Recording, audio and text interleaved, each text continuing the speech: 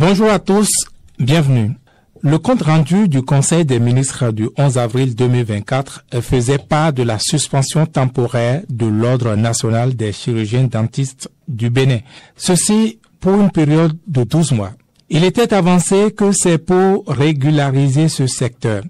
Puis, on ne sait plus grand-chose des raisons.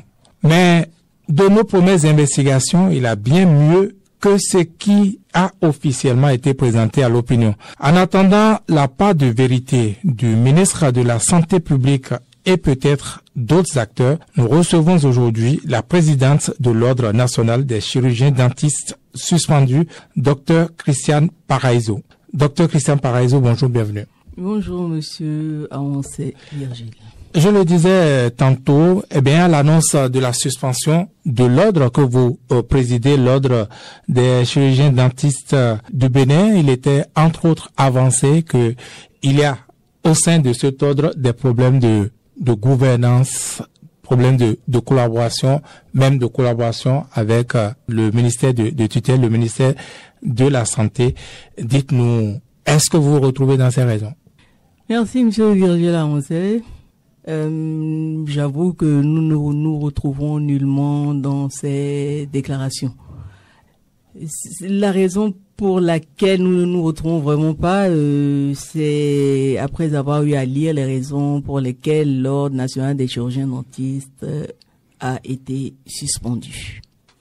La raison ne vous convient pas? Cela n'a rien à voir avec les faits, vous voulez dire? Pour ce qui est de l'avis de moi, qui représente la présidente de l'Ordre des chirurgiens dentistes suspendus, et pour ce qui concerne aussi les membres du bureau de l'Ordre, nous avons que nous ne nous retrouvons vraiment pas dans les raisons évoquées par monsieur le ministre de la Santé. Mais on parle de plaintes émanant de professionnels de la santé, sûrement des chirurgiens dentistes, ceux qui sont des éléments, des membres de votre ordre. Justement, monsieur Virgile Aoncé, nous avons eu une vague de chirurgiens dentistes, d'étudiants d'abord en chirurgie dentaire qui avaient eu à débuter leur cursus au Bénin. Et puis après, pour des raisons que je me permets de taire, ont dû être envoyés sur le Sénégal. Il s'est fait qu'à leur retour, dans notre entendement, étant donné que c'est le gouvernement qui avait eu à les envoyer, il allait de soi que ces derniers ne pouvaient pas faire à la fois exercer en clientèle privée et dans le public. En fait, vous parlez là des étudiants qui, pour des problèmes de formation, de défaut de formation de qualité, avaient été envoyés au Sénégal à l'époque? Monsieur Virgile Aoncé, parler de défaut de qualité, c'est pas ça le plus important. Toujours non, puisque cela avait fait l'actualité, je me rappelle même sur les FM, ils étaient venus, pour parler, saisir l'opinion pour que quelque chose soit fait à leur endroit. Donc ça fait l'objet de médiatisation. Oui, tout à fait, comme vous le dites. Je crois que c'est pas à moi ici d'en donner les raisons. Je crois que ça a été assez médiatisé. Les étudiants en chirurgie dentaire sont allés sur beaucoup de chaînes de radio et ont dû s'exprimer. Toujours est-il que nous avons été tous, nous sommes réjouis de ce que le gouvernement ait pris les dispositions nécessaires pour les envoyer au Sénégal. Et puis ils sont revenus avec leur diplôme. Et certains se sont rapprochés de l'ordre pour s'inscrire au tableau de l'ordre, ce qui a été fait. Parce que nous étions tous convaincus du fait que ils avaient réellement eu à soutenir. Puis, le problème de l'autorisation d'exercice en clientèle privée a eu à se poser. Et nous n'avons pas manqué de leur faire comprendre, en fait, que ce n'était plus possible aujourd'hui de faire privé et public. Oui, pour l'autorisation d'exercice en clientèle privée, mais qu'au cas où le gouvernement leur aurait trouvé des endroits pour aller exercer dans le public, l'autorisation d'exercice en clientèle privée allait devenir caduque. Ce n'est pas nous qui avons eu à faire les réformes, et ce sont des réformes que nous avons énormément appréciées, des réformes décidées par le gouvernement. Grande a été notre surprise d'avoir été un jour convoqué par Monsieur le ministre, qui nous a fait comprendre que, étant donné qu'ils sont considérés comme étant ses poulains, eux, ils auraient eu le droit de faire et le privé et le public. Nous avons estimé que dans une corporation, ou bien alors ce qui était décidé devait concerner tout le monde, mais pas une partie. Donc, est-ce que c'est de ça que c'est ce qui fait que monsieur le ministre a trouvé qu'il y avait des problèmes de gouvernance, qu'il y avait des problèmes avec des professionnels de la santé? Franchement, nous continuons à nous poser des questions, à comprendre exactement de quoi exactement monsieur le ministre a voulu parler. Donc, autrement, docteur Paraiso, en dehors de ces cas-là, en dehors de ces membres, on va dire, de l'ordre, qui ont eu ce problème avec vous, avec l'ordre, voulant exercer à la fois et dans le secteur public et dans le secteur public. En dehors de ces cas, il n'y a pas de problème de collaboration avec vous. En dehors de ces cas, je ne pense pas, à mon humble avis, qu'il y ait eu des problèmes de collaboration. Et même ces jeunes qui sont arrivés, nous n'avons pas de problème avec eux. Et ces jeunes même sont conscients du fait qu'ils ne puissent pas faire et le privé et le public. Ce qui fait que nous ne nous retrouvons pas. Nous n'avons pas personnellement de problème avec les jeunes, pas du tout. Nous avons toujours été à l'écoute. À leur arrivée, ils ne sauraient nous dire le contraire. Ils ont été très bien accueillis. En fait, nous n'avons fait que demander à ce que les réformes mises en place soient respectées. C'est tout. Alors, vous avez dit tantôt que le ministre, que ces étudiants ou ces professionnels rentrés au pays sont les poulains du ministre, et c'est au nom de cela que la règle allait être, ou du moins ils allaient être l'exception à la règle. Oui, c'est ce que nous avons compris, et puis bon, est-ce que vous avez compris ce qui est avancé? Non, c'est ce qui a été avancé. Nous avons été convoqués. Avancé par qui? Par monsieur le ministre. Nous avons été convoqués. Nous, tous les présidents des ordres professionnels des ordres de la santé du Bénin. Et au cours de cette réunion, c'est ce que le ministre nous a fait comprendre. Nous n'étions pas seulement, nous, membres de l'ordre des chirurgiens dentistes. Tous les présidents des ordres, c'est-à-dire les pharmaciens, les médecins, les sages-femmes étaient tous représentés quand les propos ont été tenus par monsieur le ministre. En face de tout ce monde que vous citez, le ministre a dit que ces professionnels-là sont ses poulains à lui. Je vous le dis, je vous le reconfirme. Il a eu à dire que c'était ses poulains à lui et que ils auraient eu, eux, le droit d'exercer et dans le privé et dans le public. Sinon, personnellement, nous n'avons pas de raison de ne pas nous comprendre. Nous ne sommes pas nombreux au Bénin. Mais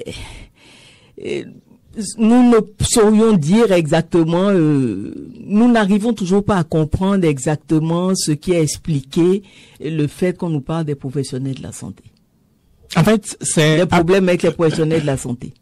En fait, c'est après votre opposition à les laisser exercer à la fois dans le privé et dans le public que cette réunion a été convoquée, si je comprends bien? Non, pas vraiment. Certains ont eu à nous approcher. Un lot même a eu l'autorisation d'exercice en clientèle privée, puisqu'ils, sur l'honneur, ils avaient eu à nous dire que dès qu'ils allaient être recrutés par le gouvernement, qu'ils allaient cesser d'exercer dans le privé. Et il va de soi que, étant donné que beaucoup exercent dans des cabinets privés, chez des chirurgiens dentistes qui ont commencé à exercer avant eux, et eux n'ayant pas, sachant que la règle demande que les nouvelles réformes exigent qu'on ne puisse faire les deux, il allait de soi que dès que ils allaient être pris par le gouvernement, ils auraient cessé d'exercer dans le privé. Pourtant, le compte rendu du Conseil des ministres a également fait part d'arbitrage à l'époque du ministère. Des arbitrages qui n'ont pas abouti. Merci, monsieur Virgile Aoncet. J'avoue que nous n'avons été reçus par le ministre que 2 fois. Et la deuxième fois en 2 temps. Une première fois, nous avons été convoqués et je crois que c'est certainement ce qui explique le fait que dans les raisons évoquées en Conseil des ministres, qu'on parle de difficultés de collaboration avec les partenaires internationaux effectuant des missions. Nous avons commencé notre mandature en 2019. Vous n'êtes pas sans savoir que déjà, il y avait... c'était la période de la Covid. Donc pendant un bon moment, nous n'avions pratiquement pas de personnes qui arrivaient, de partenaires internationaux qui arrivaient.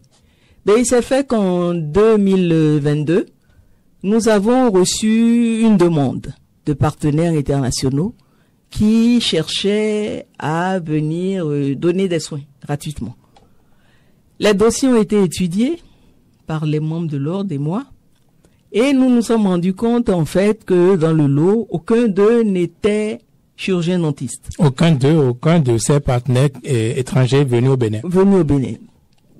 Pour cette raison, nous avons été convoqués par Monsieur le ministre. Là, ça ne concernait, ça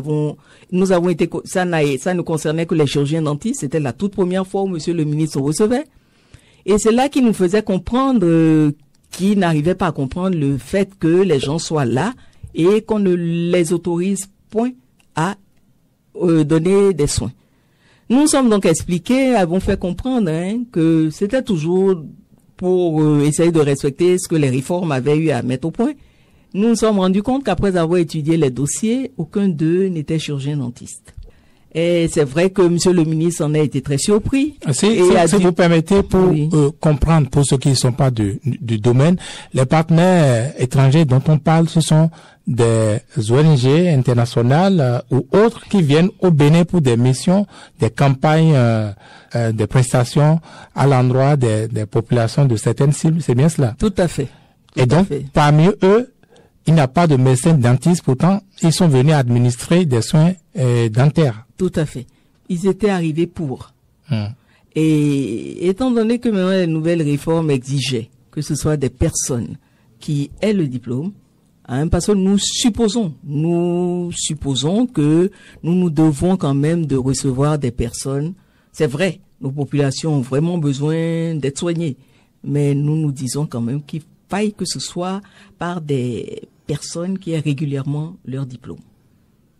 Donc, nous avons donc été convoqués par Monsieur le ministre et nous nous sommes expliqués. Et Monsieur le ministre n'a pas manqué de demander à une de ses collaboratrices de vérifier si réellement ceux qui étaient arrivés n'avaient pas leur diplôme. Et promettait de nous rappeler. Nous supposons que si nous n'avons pu être rappelés et que ces derniers n'ont pas pu prodiguer des soins à la population, c'était certainement parce que Monsieur le ministre avait vu qu'en effet, aucun d'eux réellement n'avait un diplôme en chirurgie dentaire. Là, donc, c'était la toute première fois où Monsieur le ministre nous recevait. Et une deuxième fois à nouveau, nous avons été reçus, mais avec tous les ordres. Et c'est là que Monsieur le ministre nous faisait comprendre, qu'il n'était vraiment plus question qu'on puisse entrer en contact avec une université pour savoir si tel ou tel avait réellement le diplôme. 2, il nous faisait comprendre que les jeunes arrivés étaient ses poulains et que eux, ils auraient eu la possibilité d'exercer et dans le privé et dans le public. 3, la troisième raison, c'était que pour le temps qu'il allait lui rester encore à faire là, tout le temps qu'il serait là, il n'était plus question qu'une ONG arrive, que des partenaires arrivent pour aider la population et qu'on s'y oppose. Comprenez, monsieur le journaliste, quand nous intime l'ordre de ne plus refuser de dossier, comprenez qu'on se garde d'en recevoir pour en étudier. Nous nous sommes juste dit que nous devions de pouvoir étudier de façon objective les dossiers.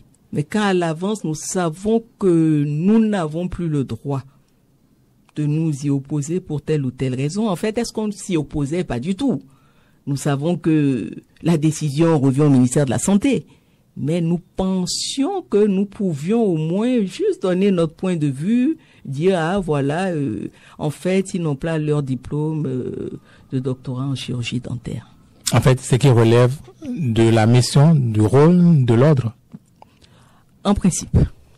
Alors, si je comprends bien, vous avez parlé tantôt de vérification de diplômes en appelant des universités à l'étranger. Vous dites que le ministre dit que c'est désormais interdit aux ordres de procéder à cette vérification.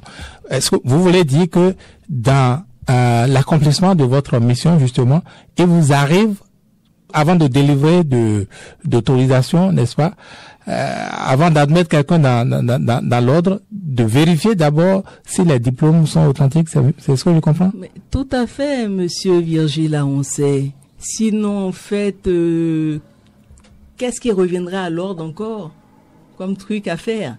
En général, nous entrons en contact parce que quand une personne veut entrer au niveau du tableau de notre ordre, d'abord, nous nous assurons de ce qu'il y ait réciprocité quand il s'agit d'une personne d'origine étrangère et nous veillons à ce que la personne ait régulièrement son diplôme et nous essayons de voir aussi si la personne exerçant dans le pays d'où la personne vient était inscrite à l'ordre ou pas.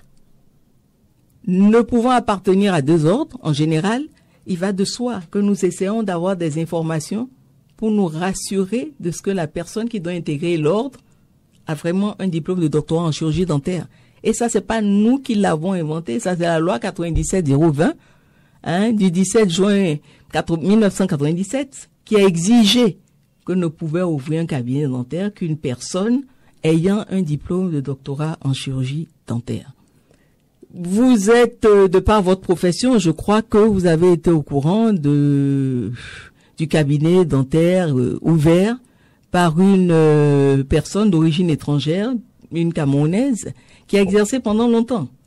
Ça fait la une des journaux. N'eût été le fait que l'ordre des chirurgiens dentistes ne sont entrés en contact avec l'université libre de Bruxelles, dont le diplôme avait été présenté par cette dernière, nous n'aurons jamais su qu'elle n'était pas détentrice d'un diplôme de doctorat en chirurgie dentaire. Donc, nous nous sommes toujours dit que nous avons ce petit rôle à jouer. Et maintenant, pouvoir transmettre cela au ministère de tutelle. Ce que nous avons fait. Mais bon, nous avons pris acte. Nous ne sommes plus autorisés maintenant à entrer en contact avec une université pour s'assurer de l'authenticité du diplôme des personnes.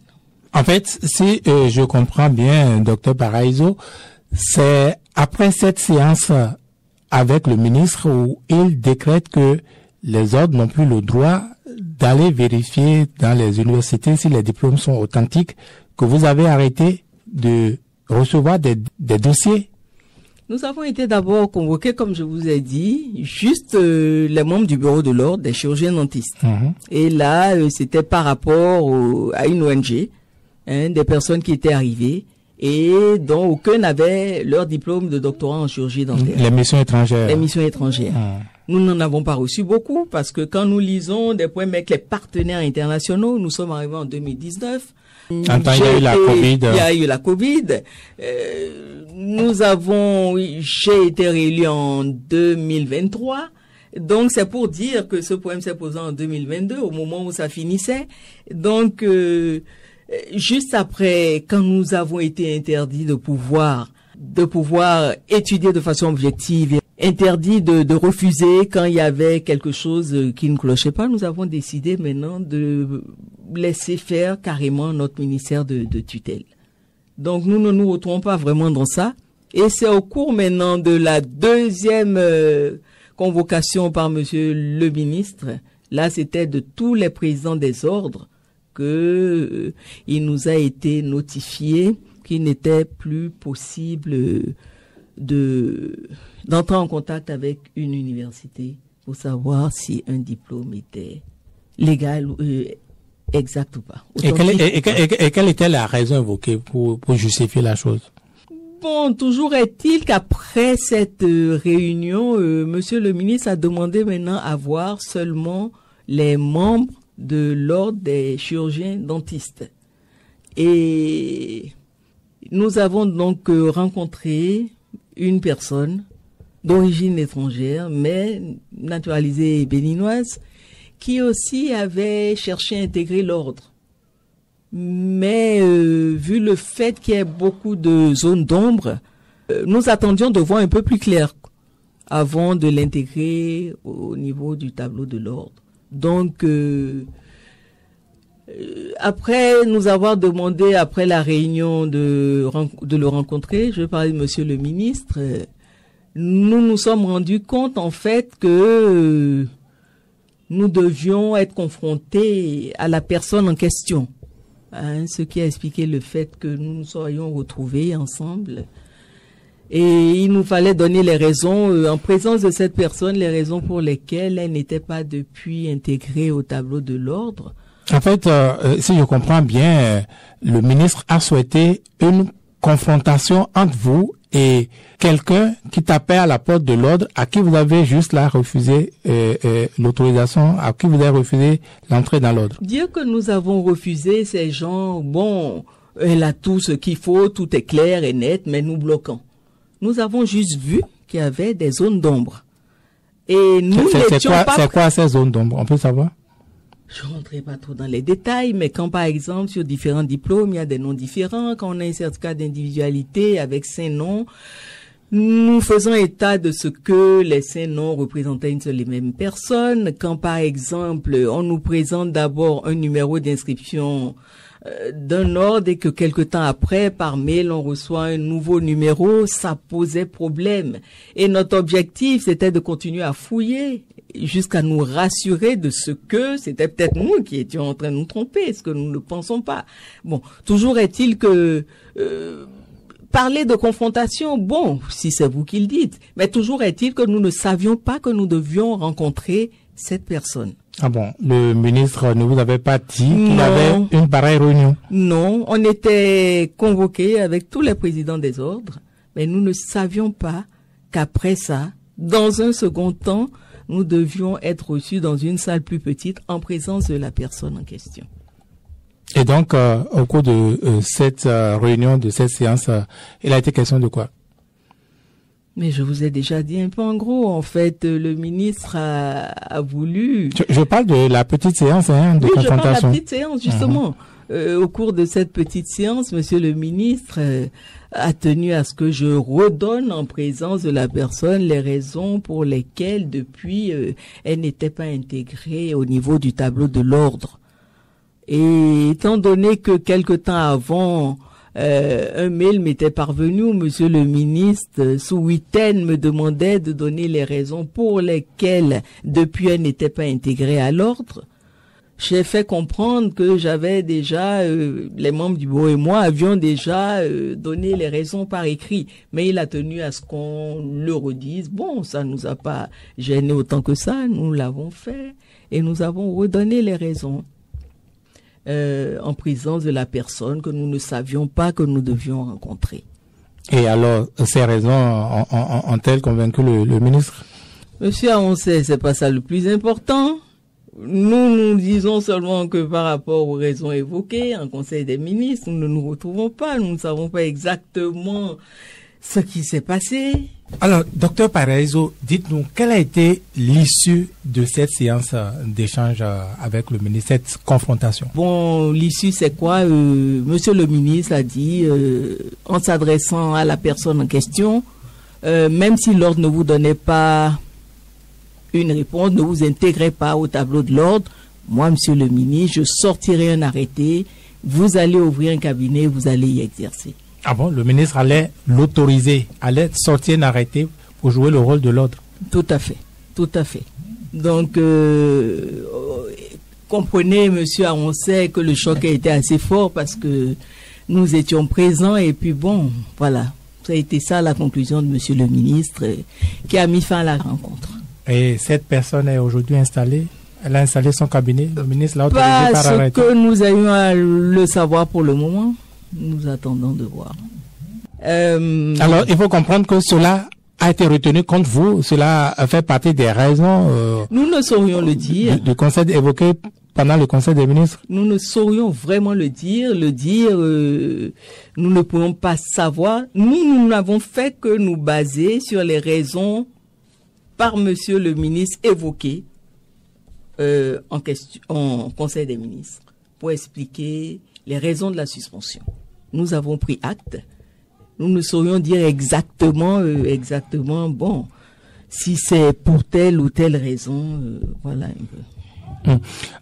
Alors, cette rigueur, cette discipline que vous imprimez à l'ordre, tout vérifier, savoir vraiment que les intéressés ont été formés, méritent ou sont vraiment les auteurs de ces diplômes. Est-ce que c'est nouveau? Est-ce que c'est, disons, le rythme, ce que vous, Madame Parezo, vous avez imprimé à l'ordre ou ça a toujours été, disons, la pratique? Monsieur Amoncet, ça a toujours été la pratique.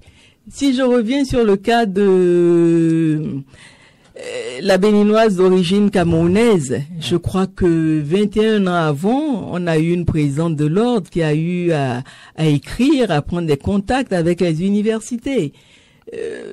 Est-ce que, enfin, nous sommes toujours dit que pour accepter une personne quand même au niveau du tableau de l'ordre, nous devions quand même de nous assurer de ce que la personne est régulièrement, soit régulièrement détentrice du diplôme qu'elle fait valoir. Donc, je crois que ça a toujours été comme ça et que nous n'avons rien inventé. Normalement, quel est le contrat? Peut-être que le thème n'est pas le thème approprié. Quel est le contrat entre l'ordre et le ministère? Qu'est-ce que l'ordre fait pour le ministère? Non, nous considérons que bon... Je parle des ordres, en général. Tout à fait, on a un ministère de tutelle et que bon, nous sommes là pour collaborer avec notre ministère de tutelle. Nous reconnaissons que le ministère de tutelle reste notre ministère de tutelle, mais dans le même temps, nous considérons que nous devons être en collaboration pour pouvoir dire telle ou telle chose. C'est vrai que monsieur le ministre nous a fait comprendre que pour ce qui était de l'authenticité des diplômes, ça relevait seulement de la compétence du ministère de l'Enseignement supérieur et de la Recherche scientifique. Mais et qui sollicite le ministère de l'Enseignement supérieur? Entre l'ordre et le ministère, bien sûr. Bon, les concernés, pour avoir leur authenticité, vont au niveau de la Direction générale de l'enseignement supérieur. Les diplômes sont vérifiés. Nous avons eu des cas où des diplômes ont été vérifiés, mais après nous nous sommes rendus compte qu'il y avait un petit problème. Il faut les comprendre, il y a beaucoup de dossiers. C'est pas évident de pouvoir tout le temps...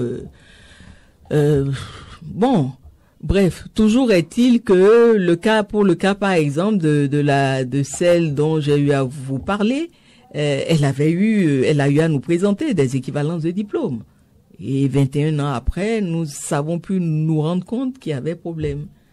Et justement, dans le processus de vérification, on peut être amené à contacter la direction d'équivalence des diplômes, non? Monsieur Virgile Aoncet, c'est ce que nous avions toujours cru. Nous avions toujours cru que c'était l'ordre pouvait des fois entrer en contact quand il y avait de petites zones d'ombre dans un dossier à nous présenter. Mais nous prenons acte. Le ministère de tutelle a décidé maintenant qu'il n'était plus question de le faire. Voilà tout ce que je pourrais vous dire. Alors, je posais la question de savoir quel est le contrat ou le partenariat, si vous voulez, entre le ministère et l'ordre, parce que le ministère, c'est le ministère de la Santé publique, donc chargé d'assurer, de garantir la santé des Béninois, de certifier les produits qui agissent sur les Béninois, pour parler ainsi des médecins comme vous, n'est-ce pas? Mais c'est un peu ce rôle que vous jouez en faisant ces vérifications. C'est ce que nous avions toujours cru, mais vous savez, bon, si le ministère de tutelle décide autre chose, ben voilà, on prend acte. Ça veut dire que finalement l'ordre est plus rigoureux, le ministère trouve l'ordre plus rigoureux que lui-même. Ça, c'est vous qui le dites, monsieur Aroncet, je ne saurais le dire, mais toujours est-il que moi je vous dis ce qui a été dit quand nous avons été convoqués. Et c'est la raison pour laquelle, quand dans un passage expliquant les raisons de la suspension de l'ordre, je lis que tous les arbitrages opérés par le ministère ont été infructueux. Nous ne nous retrouverons pas dedans parce que nous n'avons été reçus par monsieur le ministre, je dis, je répète, que 2 fois et la deuxième fois en 2 temps pour être confrontés à la personne en question. Nous avons même eu à envoyer des courriers pour essayer de rencontrer monsieur le ministre, mais nous comprenons que vu son agenda très chargé, qu'il n'ait pas pu nous recevoir. Vous avez envoyé des courriers après la suspension? Non, pas du tout. La suspension, c'est une décision prise. Nous prenons acte. Non, avant ça, en général, quand un bureau est mis en place, on cherche à rencontrer notre ministre de tutelle pour nous présenter. Et nous supposons que si les 2 fois ça n'a pas été possible, c'est certainement parce qu'il avait un agenda très chargé. Alors, dites-nous, quelle a été la réponse, la réaction des autres responsables de l'ordre avant vous, bien sûr, parce que si ça a toujours été la pratique, on imagine que ça devait faire réagir dans le monde des chirurgiens dentistes. Monsieur Virgile Aoncet, je vous prie de ne pas me demander de dire ce que les autres ont eu à dire ou à penser. Moi, je vous dis, c'est moi qui suis devant vous. C'est normal, en tant que journaliste, que vous cherchez à connaître les raisons de la suspension. Permettez-moi de ne me limiter que moi à ce que je pense et ce que je dis. Et alors, qu'est-ce qui provoque aujourd'hui sur le terrain, puisque il n'y a plus d'ordre? J'aurais eu envie de dire, donc il n'y a plus de chirurgien dentiste. Est-ce ça au BD? Non? Pas du tout. Nous continuons à exercer dans nos cabinets respectifs. Ceux qui sont dans le public continuent à exercer dans le public. Nous avons eu des doyens avant ça. Quand je reviens au cas de nos jeunes collègues, nos confrères et consoeurs qui sont revenus du Sénégal, avant eux, nous avons eu des doyens qui ont dû faire le choix en 2. Un a fermé son cabinet parce qu'il devait exercer quelque part, un autre enseignait, a dû cesser de donner des cours pour être dans son cabinet. Donc, il nous était difficile de comprendre que dans une même corporation, certains ou certaines puissent faire 2 et non pas les autres. Sinon, soyez rassurés. Nous, en tout cas, moi, je considère qu'il n'y a pas de problème avec nos jeunes collègues. Nous formons nous ne sommes pas nombreux. Et donc, je crois que ce qui nous unit doit être plus fort que ce qui nous divise. Donc, et aujourd'hui, ils ont fait quoi? Ces jeunes, ils exercent à la fois dans le public et dans le privé comme vous ne le souhaitiez pas?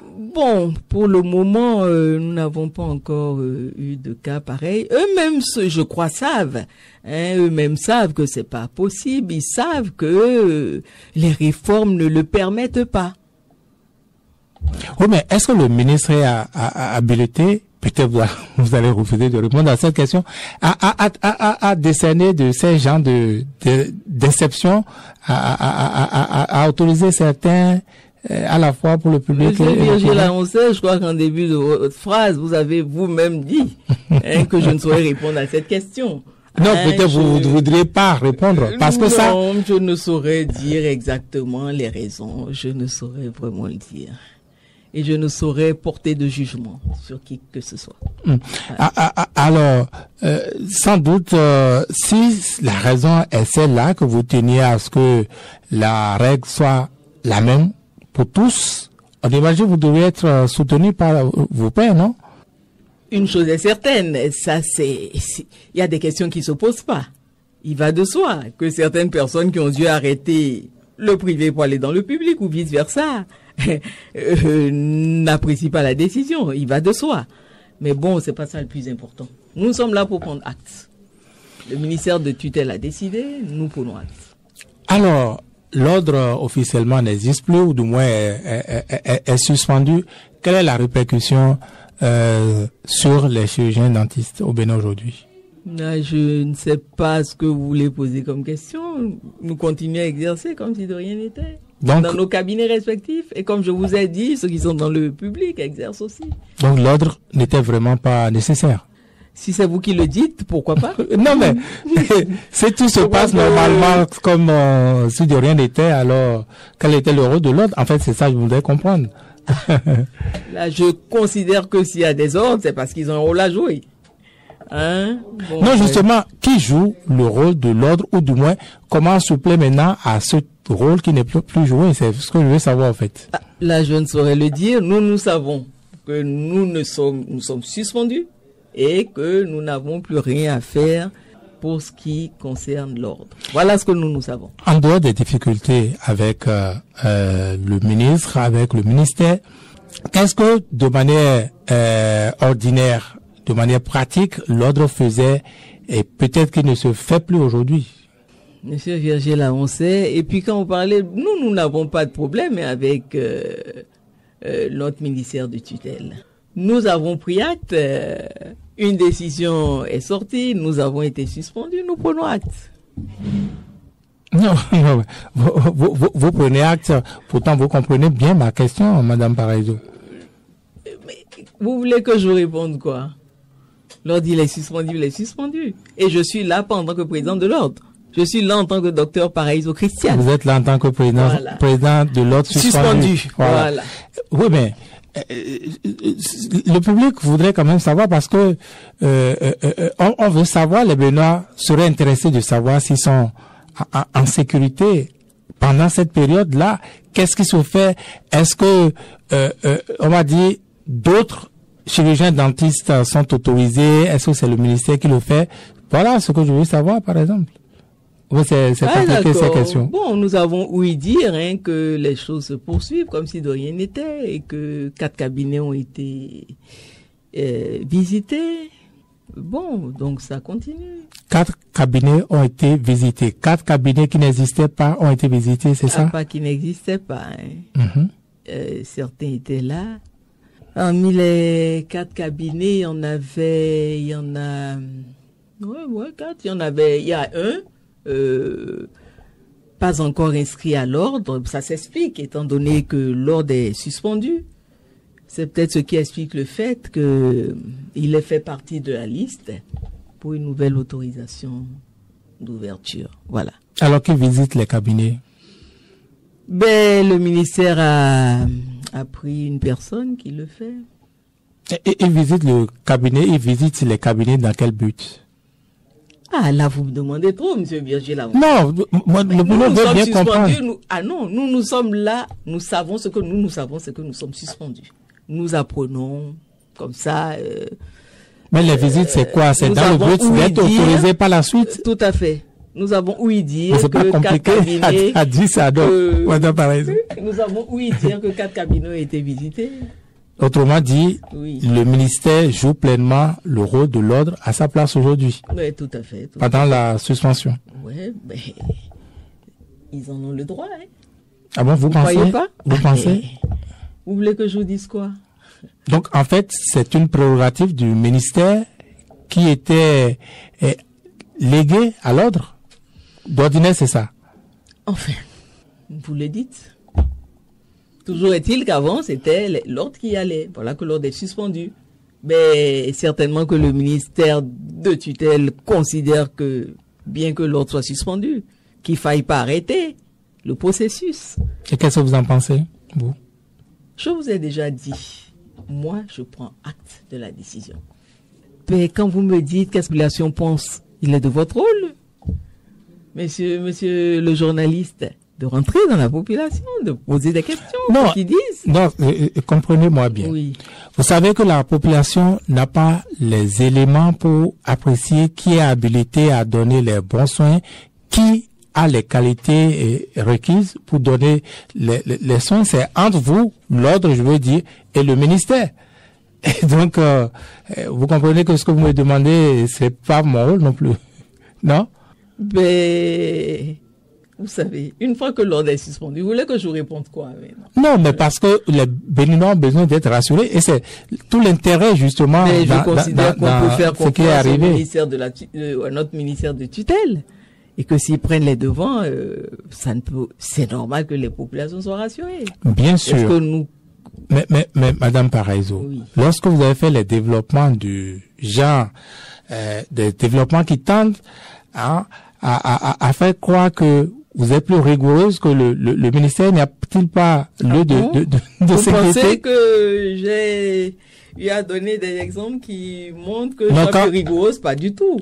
Nous supposons qu'il y a eu des réformes dans le secteur de la santé, que nous avons accueilli avec beaucoup d'applaudissements. Nous n'avons fait que faire ce que les réformes demandaient. Est-ce qu'on peut parler de rigueur? C'est pas le plus important, ça. Nous n'avons fait que vouloir suivre les réformes, les appliquer. Mais on semble comprendre que on vous reproche peut-être sans le dire que vous fouillez un peu trop, que vous n'avez pas besoin de temps de vérification pour autoriser. Ça a toujours été fait, même par ceux qui ont eu à précéder. Et pour intégrer une personne dans un ordre, il va de soi que on entre en contact avec l'université pour savoir, juste, c'est tout. Hein? Loin de nous l'idée de vouloir nous substituer à qui que ce soit, pas du tout. Nous avons eu à nous dire tout le temps que bon, c'était juste en complémentarité, juste pour pouvoir dire voilà, nous avons constaté tant, point, et au ministère de tutelle de prendre une décision finale. C'est tout. Alors, l'ordre est suspendu, cela fait de cela 4 mois aujourd'hui, presque jour pour jour. Depuis, qu'est-ce qui prévaut? Je veux dire, puisque l'ordre est suspendu, mais 12 mois, n'est-ce pas, pour remettre les choses en place. Vous avez été contacté? Contacté par qui? Nous avons pris acte, nous avons eu, je crois que tout le monde, les chaînes de télévision en ont parlé, la presse en a parlé, ça a été dit en Conseil des ministres, nous avons pris acte, comme j'ai eu à vous le dire. Non, puisque nous sommes dans un processus de régularisation des choses, oui. Pas le ministère, pas le gouvernement. Peut-être auriez-vous un rôle à jouer, c'est pourquoi je demande si vous avez été contacté. Non, nous n'avons plus de rôle à jouer, nous sommes suspendus pendant 12 mois, monsieur Virgile Lavancet. Et alors, contacté encore pourquoi? Et alors, comment ça se mène la phase de régularisation? Vous savez quelque chose? Comment que j'en sache quelque chose?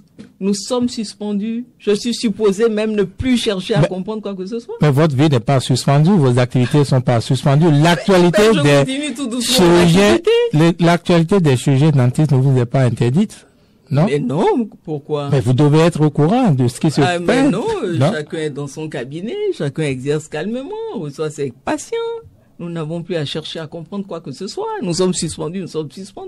Monsieur Virgile Lavancet, pourquoi vous cherchez encore, je dirais, des poux sur la tête de quelqu'un d'un chauve? Alors, on est suspendu. Est-ce que quelque chose se mènerait? Je n'ose pas dire se mène, n'est-ce pas? Parce que vous pensez que je vous aurais dit les actions que nous avons? Non, on n'a rien à mener. Nous prenons acte. Nous sommes des gens, les chirurgiens dentistes, surtout les membres du bureau.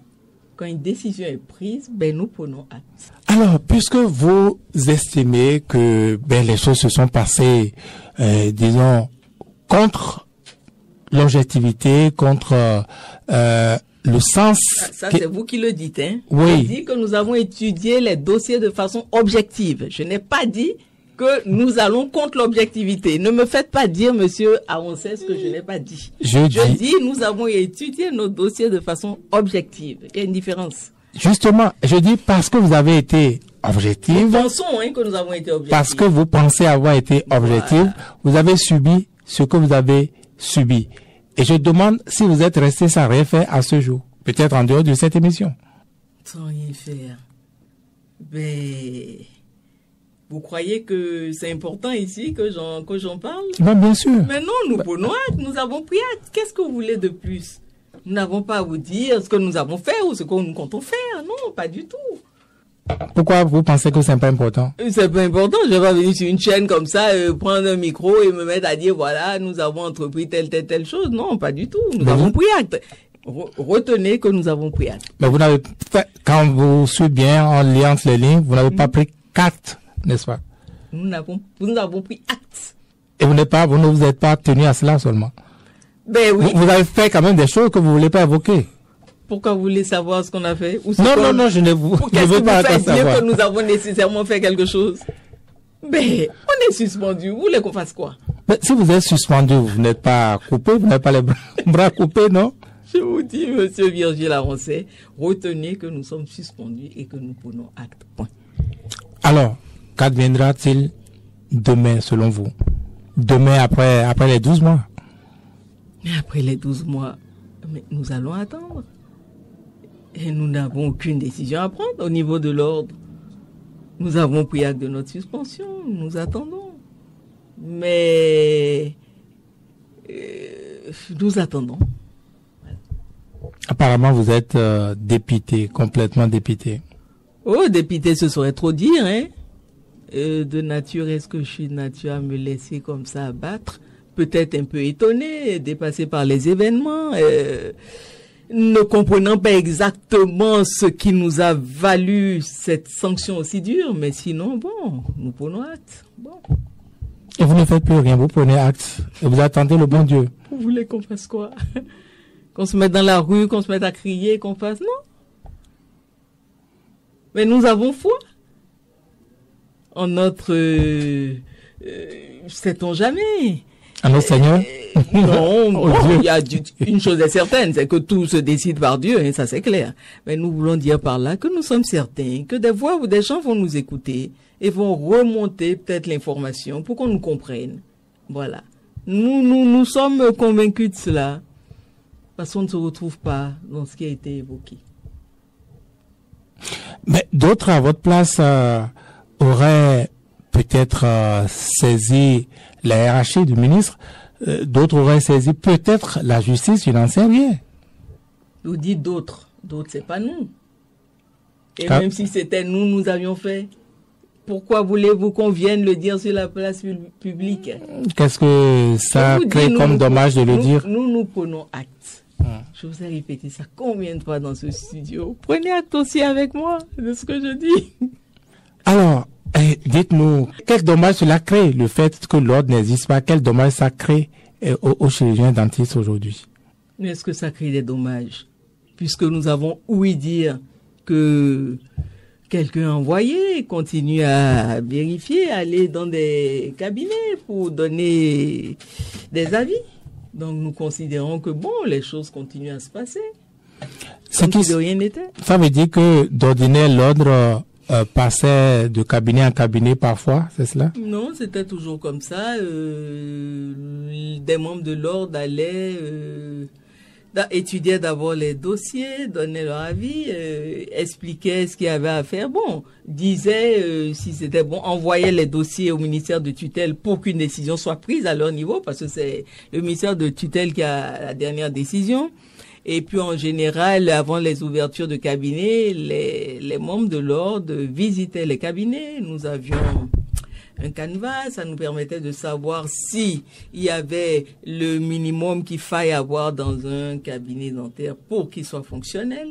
Donc c'était ça. Ça c'est pour les cabinets qui allaient être autorisés, qui n'avaient pas encore commencé à exercer. Tout à fait. Ces cabinets aujourd'hui visités, c'est ceux qui n'exercent pas encore. Enfin, il y en a un qui avait été fermé parce que il répondait pas aux normes et il y avait un technicien supérieur en odontologie dont justement on a parlé et à lire ce qui a été évoqué, c'était que pour diverses raisons, il ne pouvait travailler sous un chirurgien dentiste. En fait, les TSO sont des techniciens supérieurs en odontologie qui ont été formés pour aider les chirurgiens dentistes pour travailler en fait sous un chirurgien dentiste. Parce que en fait, dans certaines régions où il n'y avait pas assez de chirurgiens dentistes, ils étaient là, ils étaient sous la tutelle des chirurgiens dentistes. Et puis à un moment, dans certains pays, les gens se sont rendus compte qu'ils outrepassaient un peu leurs prérogatives. Je prends le cas par exemple du Sénégal où aujourd'hui ils n'en forment carrément plus. Et dans tous les pays de la sous-région, ils n'exercent pas en public. Ils ne peuvent pas ouvrir un cabinet dentaire. Bon, notre ministère a jugé que c'était maintenant impossible. Bon, ben nous prenons acte, comme j'ai eu à vous le dire. Alors, le ministère joue désormais le rôle de l'ordre, disiez-vous tantôt. Je ne saurais le dire. Je vous ai dit, je n'ai jamais dit qu'il jouait le rôle de l'ordre. Je vous ai dit, l'ordre est suspendu, mais que les activités se poursuivent. Les activités se poursuivent. Donc, et il y a des visites de cabinet. Nous avons ouï dire. Bon, alors, s'il a des visites de cabinet, c'est le rôle de l'ordre, c'est ce que l'ordre faisait. Mais l'ordre est suspendu, qu'est-ce que vous voulez que je vous dise? C'est normal qu'il continue. Alors, est-ce que le ministère a qualité pour faire cette mission? Je veux dire, ceux qui visitent les cabinets aujourd'hui, disons, ont le diplôme tout au moins, ont le statut, n'est-ce pas? Non, il y a un qui est des nôtres, qui est avec eux, donc il n'y a pas de problème, hein. Nous prenons acte. Et ce n'est pas parce que l'ordre est suspendu qu'il faille tout arrêter, non? La vie continue. Et cette suspension, quel est l'impact sur les Béninois, sur les patients, on va dire? Ça, franchement, je ne saurais vous le dire. Je n'ai pas fait d'investigation, je n'ai pas eu à me mettre en contact avec des personnes pour savoir un peu ce que la population pensait. Ce que chacun sait, c'est que bon, chacun continue à recevoir ses patients dans son cabinet, bon travail, voilà. Est-ce qu'en principe, ça devrait avoir d'impact? Mais une fois que, bien sûr, nous considérons que si l'ordre n'est plus là, s'il y a ordre, c'est parce qu'on a un rôle à jouer. Mais dans le même temps, l'ordre, une fois suspendu, il va de soi que le ministère prenne ses responsabilités et continue, comme si de rien n'était. Est-ce que, parce qu'il n'y a plus l'ordre, parce que l'ordre est suspendu, il a des ordres sur le terrain aujourd'hui? Ah non, ça c'est vous qui le dites. Hein. Tu as posé une question. Ah, je ne saurais le dire. Moi, je considère que le ministère de tutelle ne peut pas faire du désordre. Non, je n'ai pas encore dit. Je n'ai pas encore dit que c'est le ministère. Le fait que l'ordre n'existe pas, ça peut créer du laisser-aller, par exemple. C'est pas forcément le rôle du ministère, ça. Et les Béninois ne sont pas des... Ils comprendront, je suppose. Hein. Est-ce qu'il en a déjà eu pendant les 4 mois là que l'ordre n'existe plus?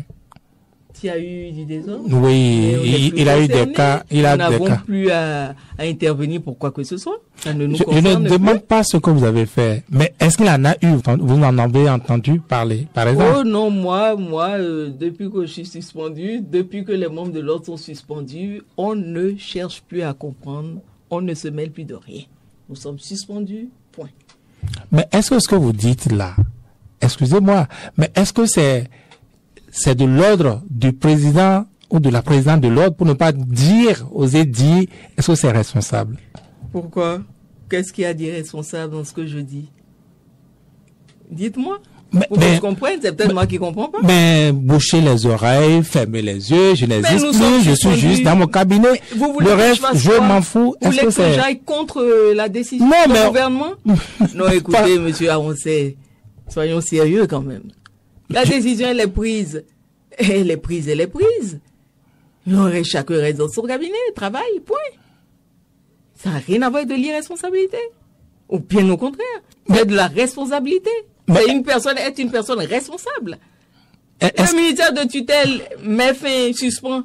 Alors vous voulez qu'on fasse quoi? Est-ce que vous permettez? Nous respectons la hiérarchie, nous respectons ce qui est dit. Bien sûr, et c'est très bien de respecter la hiérarchie, mais est-ce que cela vous interdit d'être au courant de ce qui se passe, même sans s'en mêler? Être au courant. Vous voulez, même si nous sommes au courant, vous voulez qu'on relaie quoi? Nous sommes suspendus. On fait quoi? On écoute? On ne vous a pas tranché non plus la langue, non? On est suspendu. On entend, même si on entendait des choses, on est suspendu, on n'a plus rien à dire. Alors, docteur Christian Paraiso, on arrive au thème de cette émission. Mais merci, monsieur Amoncet Virgile, d'avoir bien voulu comprendre les raisons de notre suspension. Nous avons que beaucoup ont cherché à nous contacter, mais bon, nous avons bien voulu vous répondre à vous. Nous vous remercions. Je vous remercie pour avoir bien voulu nous recevoir dans votre studio. Vous avez peut-être suspendu aussi notre émission, en fait. Pas du tout. Dans les réponses, c'est une suspension. Non, mais je me dois de vous remercier quand même. Ça, c'est la moindre des choses. Alors, je vous souhaite une bonne chance. Peut-être la reprise en main des choses.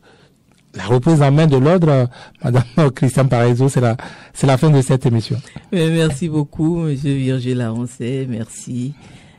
Merci pour votre bon souhait. Nous attendons, nous avons pris acte, nous attendons. Excellente journée, Dominique Alabou. Merci à chacun. Merci à tous d'avoir suivi cette émission. Grand Angle de ce dimanche s'en est fini ainsi avec Kazmi Oke, Samer Ndior à la technique. Grand Angle, c'est encore dimanche prochain.